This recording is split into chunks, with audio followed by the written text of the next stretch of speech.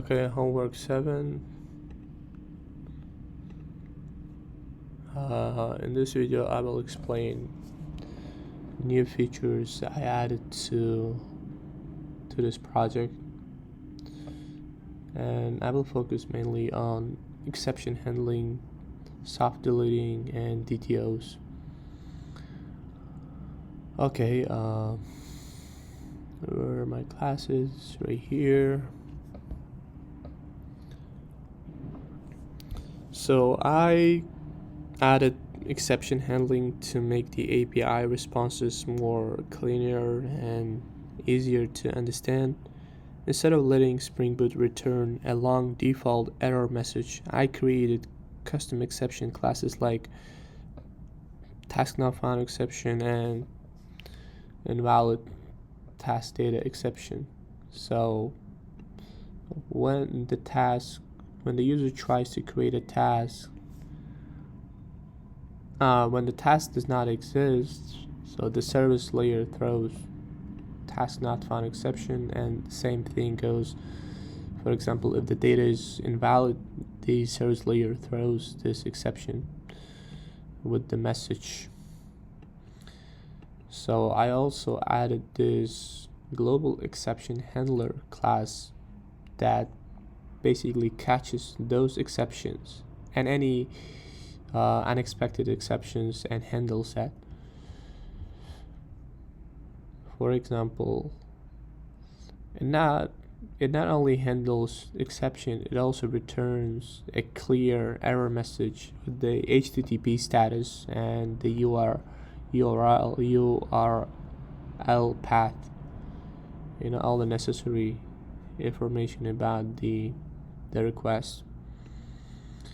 So for example, if the task is not found, this block catches that exception and returns error response with the HTTP not found 404 status, the message about the task, data fields, whatever.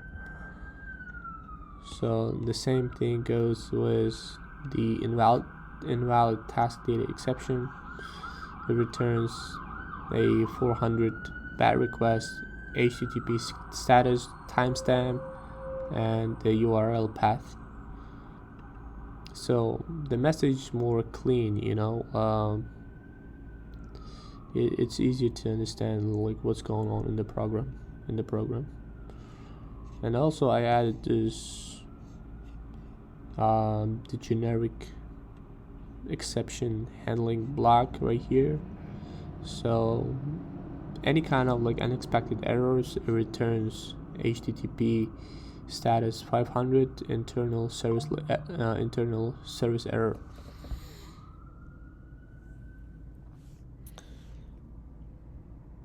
Okay, next I want to talk about the DTOs, which stands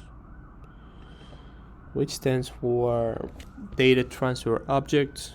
DTOs are useful because they separate the data coming into the API from the actual database entity. For example, task request is used when the user creates a task, and task response is used when the API sends task data back to the client. So this is basically, from my understanding, is responsible to what kind of information you want to send to the client. So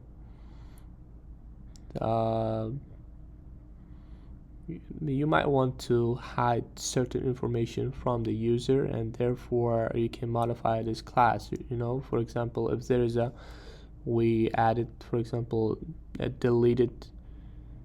task deleted field to our task entity, and the user does not necessarily need to know that information, and therefore you can customize this class to send certain information to the user while hiding certain information from the user. So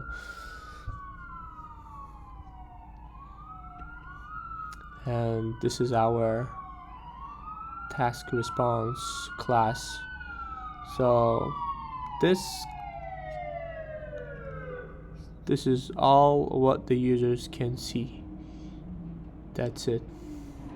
And the last thing I want to talk about is about the soft deleting. So we added this new field,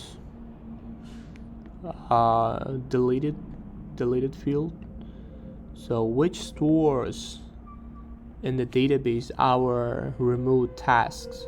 So when the client sends a request to delete a certain task, certain task, it is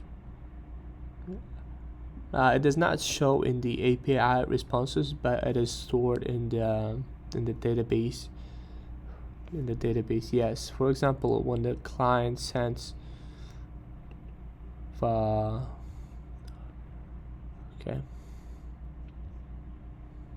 When the client sends get all the tasks, API returns the task whose status is false, but does not mean that our removed tasks are completely removed from the database. They are still being stored in the database, but their status is true.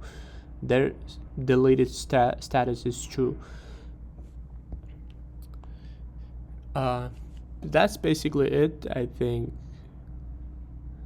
the new thing I learned, probably I would say this soft deleting, which is kind of cool because you might want to later restore certain tasks. So I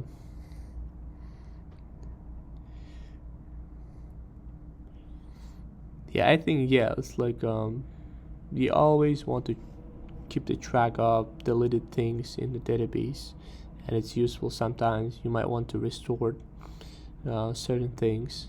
It's like a trash can, in the window.